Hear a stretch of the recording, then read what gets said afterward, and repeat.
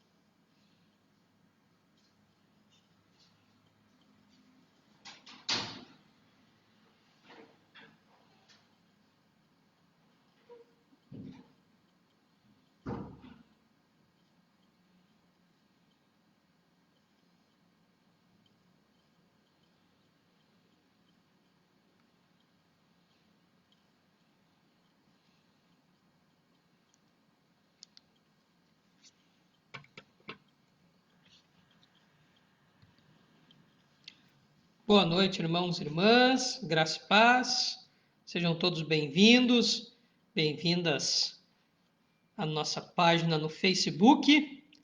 Esta é a nossa live Orai Sem Cessar. Hoje é dia 16 de fevereiro de 2021, são 8 horas cravadinhas aqui no meu computador. Seja bem-vindo, seja bem-vinda a esta nossa live. Uma alegria tê-las conosco nesta noite de terça-feira.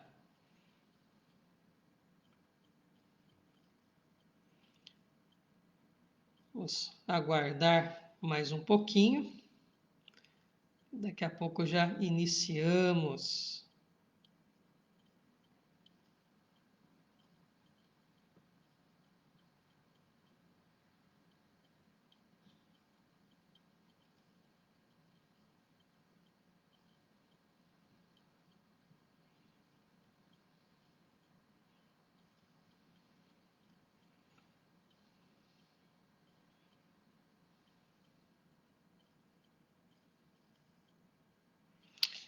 Então vamos lá.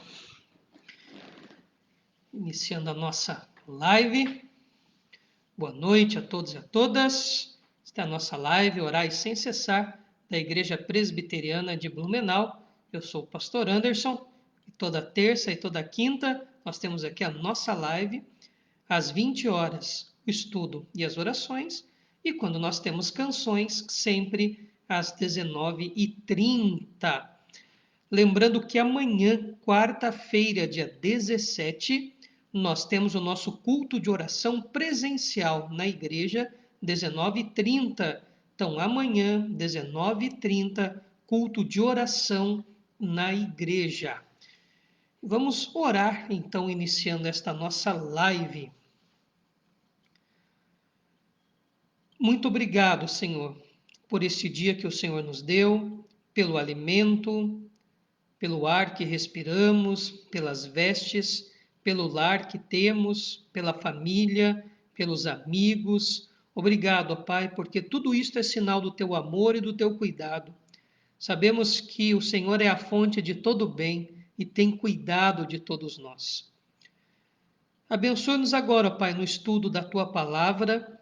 Abra o nosso coração para compreendermos a Bíblia, para aprendermos de ti.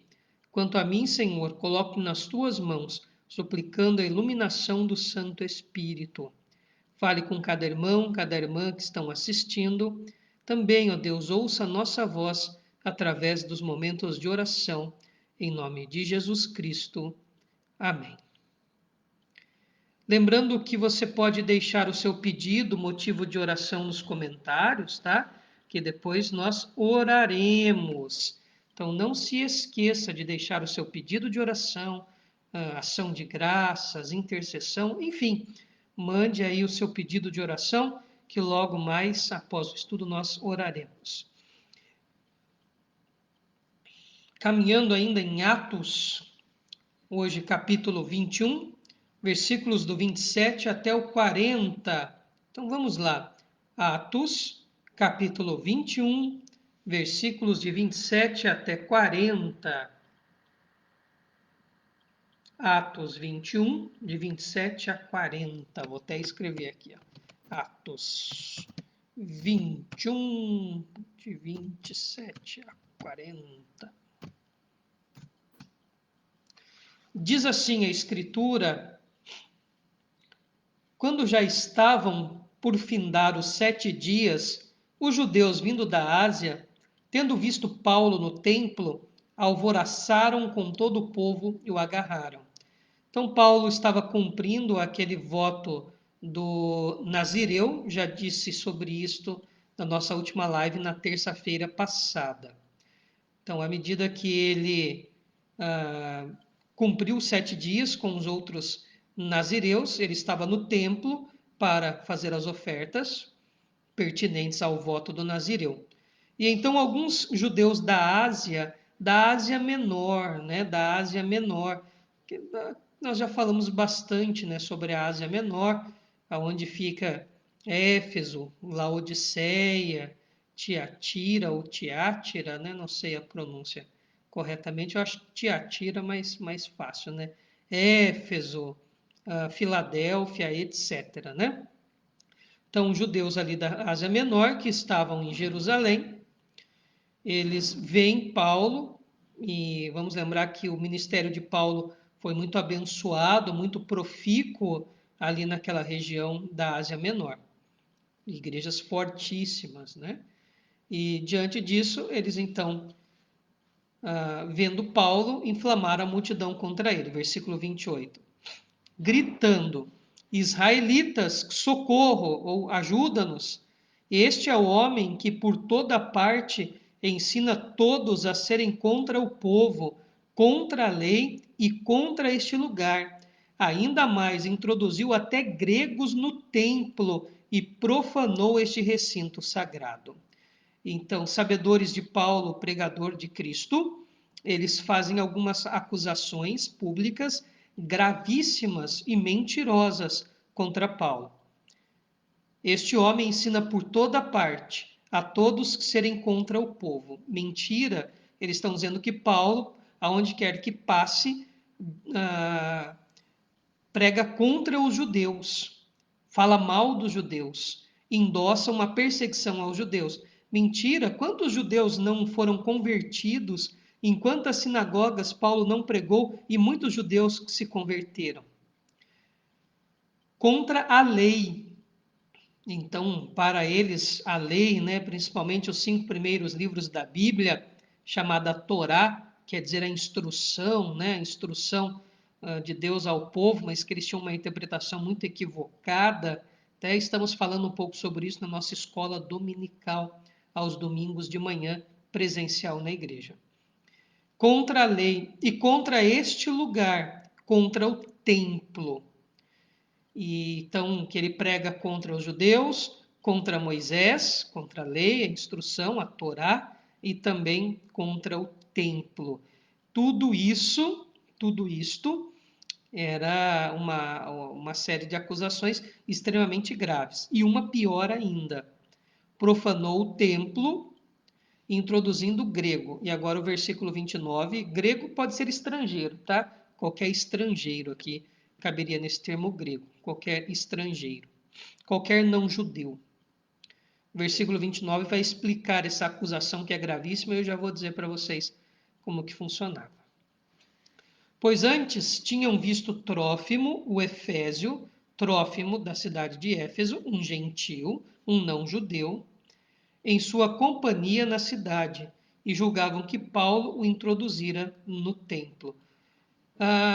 O templo tinha várias separações: o lugar santíssimo, o lugar santo, o lugar público para a apresentação dos sacrifícios, tinha o pátio das crianças, o pátio das mulheres e o pátio dos gentios e o pátio dos judeus homens. Os gentios não podiam entrar nos lugares reservados do templo, inclusive no lugar reservado aos judeus. Então tinha um pátio mais afastado, que era o pátio dos gentios, dos estrangeiros. Então todos aqueles gentios, estrangeiros, qualquer um que não era judeu, mas que se convertia ao judaísmo, não podia ir até esses lugares reservados. Então ele tinha que ficar num lugar reservado para ele, fora somente dos lugares mais dentro do templo, assim, um gentil não podia ir. E havia inúmeras placas nesta época, né? Inúmeras placas em grego e também em latim, dizendo que se um estrangeiro cruzasse daquele caminho para frente, ele seria morto e, mais do que isso, ele seria culpado pela sua própria morte. Era o único caso, a única exceção que permitia-se que um estrangeiro fosse morto em Jerusalém, porque a pena de morte era exclusiva a ser aplicada pelos romanos. Os judeus não podiam aplicar pena de morte. Mas há, inclusive, um relato histórico, né, descoberto pela arqueologia, de Tito Vespasiano, que foi imperador, dizendo que os judeus tinham esta licença, que se algum estrangeiro, entrasse nesses lugares reservados do templo, ele poderia ser morto. Então, quando Paulo fala, né, sobre aquele muro de separação que havia entre judeus e gentios não existe mais, lembra-se desse versículo? O muro de separação, de hostilidade, que separava judeus e gentios já não existe mais. Sem sombra de dúvidas, Paulo está remontando a esse antigo muro, que era aproximadamente de 1,5 metro, com esses dizeres que se o gentio passasse dali, ele seria morto e seria responsável pela sua morte. Então, quando Paulo fala do muro que havia um muro de separação entre judeus e gentios que não existe mais, não tenha dúvidas que ele se refere a esta situação no templo. E se um judeu levasse um grego até um lugar reservado exclusivo para judeus, esse judeu era morto junto com o grego. Então vejam que acusações gravíssimas eles fazem contra Paulo. Diante dessas acusações mentirosas, Paulo nunca levou Trófimo ao templo. Versículo 30. Agitou-se toda a cidade, havendo concorrência do povo, e agarrando a Paulo, arrastaram-no para fora do templo e imediatamente foram fechadas as portas. Então veja só, eles colocam ele fora do templo, fecham as portas com ele ali e começa então um linchamento. Paulo começa a ser espancado pela multidão de judeus fanáticos.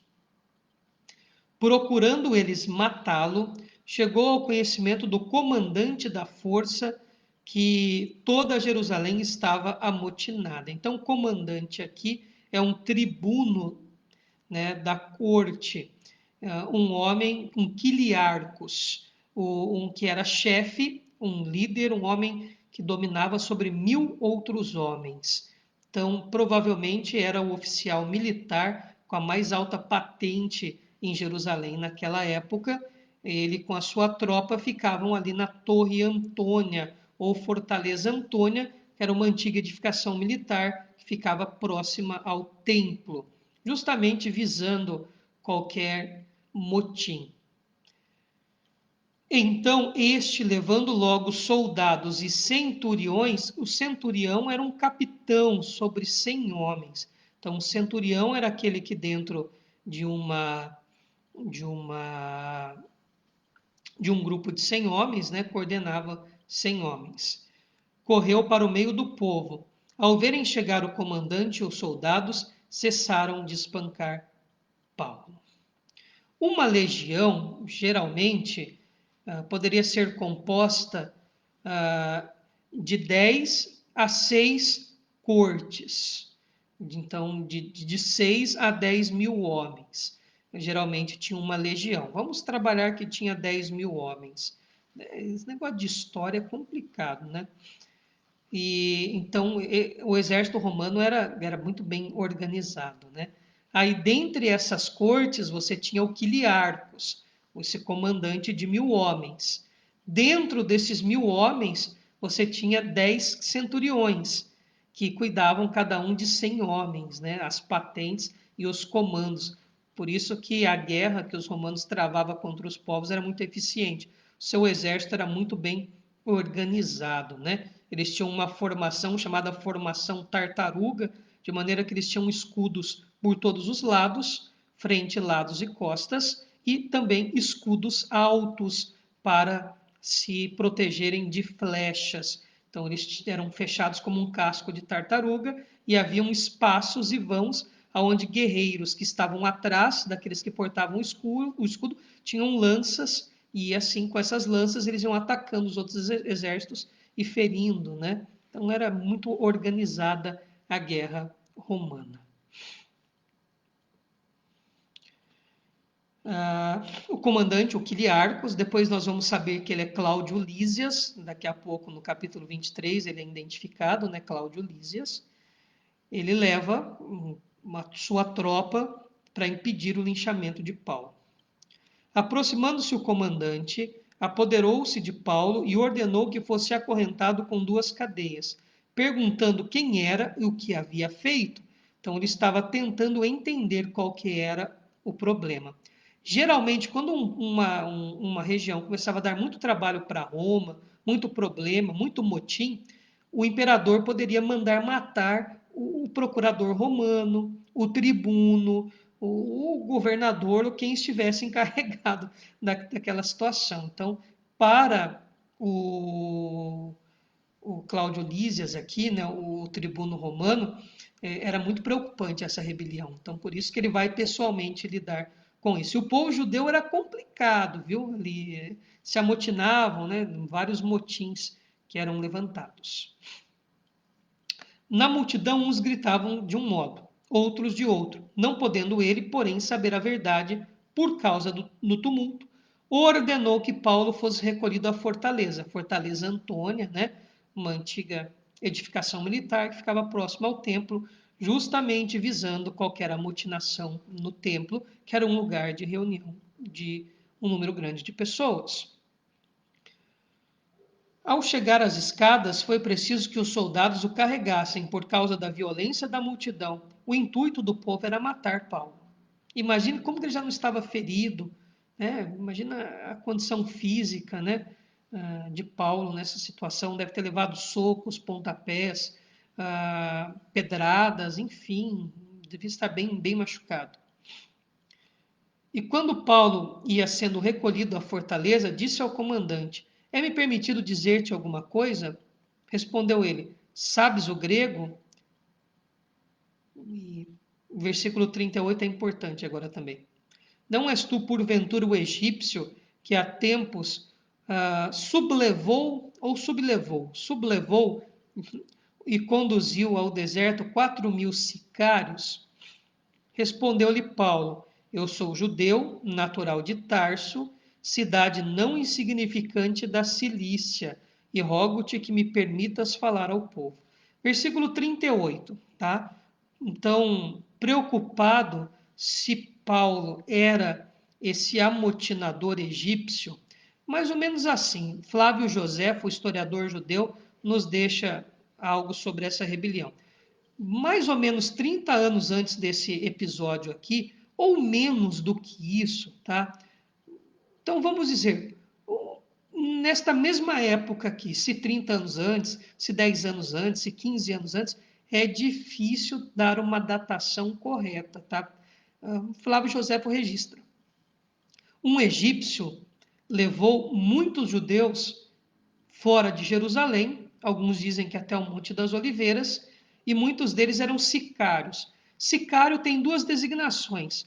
O sicário poderia ser simplesmente um salteador, um bandido, mas o sicário não. Era um indivíduo que tinha um ideal político de vencer Roma. O que os sicários faziam?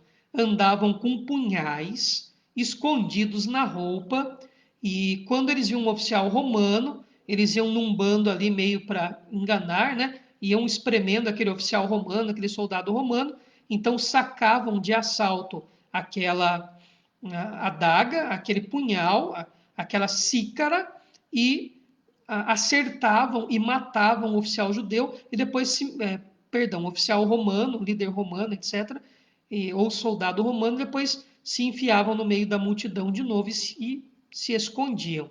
Então, os sicários, um grupo revolucionário que acreditava que iriam vencer Roma através da guerra, através da batalha, e entre esta batalha, essa maneira que eles tinham de assassinar oficiais romanos, né? Então, eles ficavam com a faca ali, né? Com esta adaga, essa xícara, este punhal escondido na roupa. Então, chegavam lá num bando de 10, 15, né? Iam trombando o oficial romano ou o alvo deles. Daqui a pouco um sacava uma adaga, matava, né? O oficial o romano, depois se misturava no povo e fugia. Então, cerca desses sicários aqui, né? Então, conduziu um grande número de sicários e pessoas que achavam que iam destruir Roma. Mas então, o procurador à época, que a autoridade estabelecida por Roma, ficou sabendo da rebelião e os reprimiu e acabou matando todos os amotinados, e esse tal egípcio sumiu, desapareceu. E agora Cláudio Lisas fala: você não é esse egípcio? Então Paulo se identifica, dizendo: sou judeu, natural de Tarso, cidade não insignificante da Cilícia. Tarso era uma cidade importante da região da Cilícia, era um centro acadêmico, né? Enfim, era uma cidade importante. E como ele falou em grego, provavelmente o tribuno romano ficou impressionado com a qualidade do grego que ele falava e viu que realmente não era aquele homem. Por isso que ele obtém esta permissão para falar. E o 40 introduz depois o capítulo 22. Obtida a permissão, Paulo, em pé na escada, fez com a mão sinal ao povo. Fez-se grande silêncio e ele falou em língua hebraica, dizendo: língua hebraica, leia-se língua aramaica. Tá? O hebraico era pouco falado e pouco conhecido nessa época. Ele era muito disseminado no templo, entre os saduceus, alguns fariseus, e usado em cerimoniais religiosos, em orações e bênçãos. Mas a linguagem corrente da Palestina no século I era o aramaico, tá? Então, língua hebraica, pense aqui que provavelmente é uma questão de dizer que hebraica, porque falou os hebreus, etc. Ou ele pode ter feito uma introdução em hebraico, enfim. Mas a língua corrente era o aramaico. Muito provavelmente ele falou em aramaico e não em hebraico, porque já era uma língua, não era a língua da massa, não era a língua do povo. Era o aramaico, a língua do povo da Palestina ali, principalmente de Jerusalém, nesse período.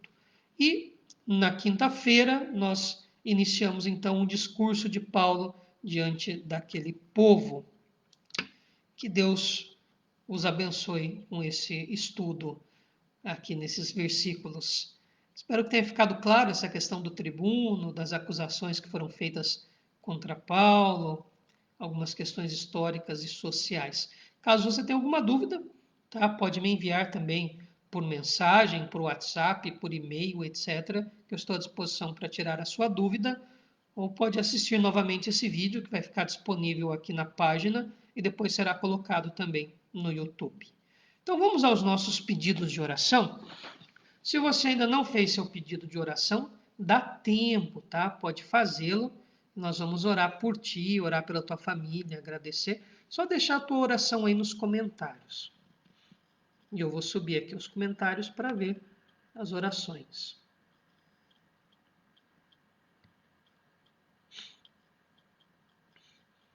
Deixa o seu boa noite também, que daqui a pouquinho a gente vai mandar um abraço para você aí.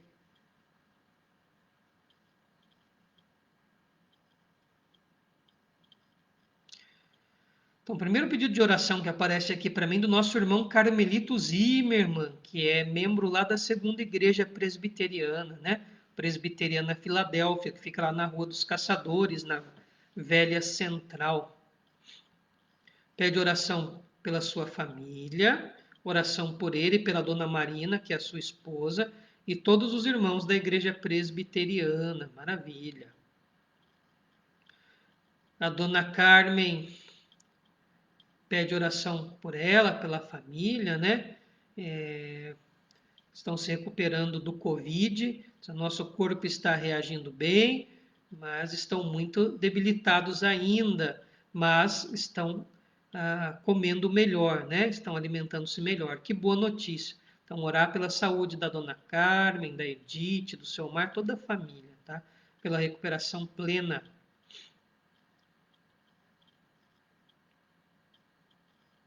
Dona Carmen pede também pelos filhos Edith, Maurício, Priscila e Beto.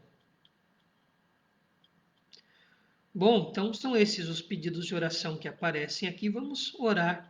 Caso apareça mais algum pedido aqui até o fim da oração, a gente ora, emenda aqui a oração, ok? Então, oremos. Senhor, nós intercedemos pelo seu Carmelito Zimmermann, pela dona Marina, para todos os enfermos, todos que estão doentes, que estão internados. Pai, abençoe todos os irmãos da Igreja Presbiteriana Filadélfia, o pastor Márcio, a sua esposa, suas filhinhas, todos os irmãos aqui da primeira igreja também, aqui em Ponta Aguda. Que a tua bênção esteja sobre todos, todas as famílias presbiterianas da nossa cidade, do estado, do Brasil, Pai. Deus, abençoe a dona Carmen, o seu Omar, toda a família, que eles se recuperem plenamente, ó Deus, para a honra e glória do teu nome. Que fiquem bem a cada dia. Abençoe, Senhor, a Edith, o Maurício, a Priscila, o Beto, derramando bênção sem medida, suprindo todas as suas necessidades. Pai, nós clamamos pela vida da Camila, da Stephanie, do Edilson, da irmã Sônia. Agradecemos pela recuperação, ó Pai, da saúde, principalmente pela recuperação da nossa irmã Sônia Westphal. Te louvamos, ó Pai, por esta bênção maravilhosa derramada sobre esta vida, este milagre que o Senhor operou e que ela fique totalmente recuperada. Pai, toma nas tuas mãos todos os irmãos e irmãs que estão assistindo esta live, derrama bênção, cuida, fortalece, em nome de Jesus Cristo. Amém. Então vamos mandar uns abraços. Boa noite, seu Carmelito. Boa noite, dona Marina. Que Deus lhes abençoe. Obrigado pela companhia. Mande um abração para o pastor Márcio. Diga que ele está devendo um café para mim. Estou com saudades dele. Um abração, dona Lígia Soares. Que Deus lhe abençoe. Muito obrigado pela companhia. É uma alegria tê-la aqui conosco. Boa noite, Gilberto Pagliarim. Boa noite, dona Marlene. Que Deus lhes abençoe. Muito obrigado pela companhia. Boa noite, dona Carmen. Boa noite, seu Omar. Que Deus lhes abençoe. Boa noite. Aqui o Pedro Morauer. Eu acho que é o Marcelo assistindo a gente aqui, né? Então, boa noite, Marcelo. Boa noite, Pedro. Que Deus lhes abençoe. Muito obrigado pela companhia. Boa noite, Diácono Osni. Boa noite, irmã Valéria. Deus lhes abençoe muito.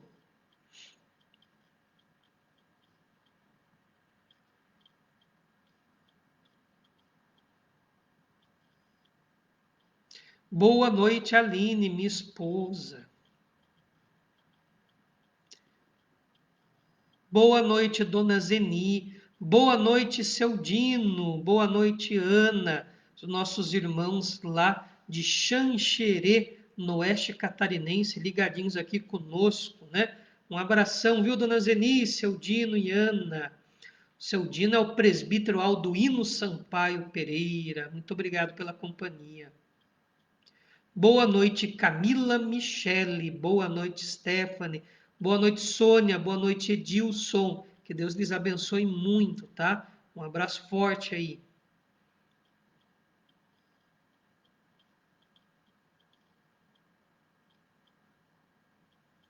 Boa noite, Fernanda Proton. Que Deus lhe abençoe. Muito obrigado pela companhia. Que Deus abençoe também o Gustavo, a Wanda e o Vinícius. Que o pedido da dona Carmen. Tá? Boa noite a todos e todas que estiveram conosco, mesmo você que não comentou, você que vai assistir esse vídeo depois, que Deus lhe abençoe muito. Vamos nos despedir com a bênção do Senhor. Amanhã, 19h30, na igreja, nosso culto de oração presencial. Então, amanhã, quarta-feira, dia 17, 19h30, presencial, aqui na Igreja Presbiteriana de Blumenau, na Rua República Argentina, 431, na Ponta Aguda, temos o nosso culto presencial de oração. Você é nosso convidado. Tá? E na quinta-feira, nós temos live novamente. Então, recebei a bênção. Irmãos e irmãs, que a graça do nosso Senhor e Salvador Jesus Cristo, o amor, a bênção de Deus, o Eterno Pai, a comunhão e a consolação do Santo Espírito esteja com todo o povo de Deus aqui presente e espalhado sobre a face da terra para todos sempre. Amém. Boa noite a todos e a todas. Até amanhã presencialmente e até quinta aqui na nossa página no Facebook.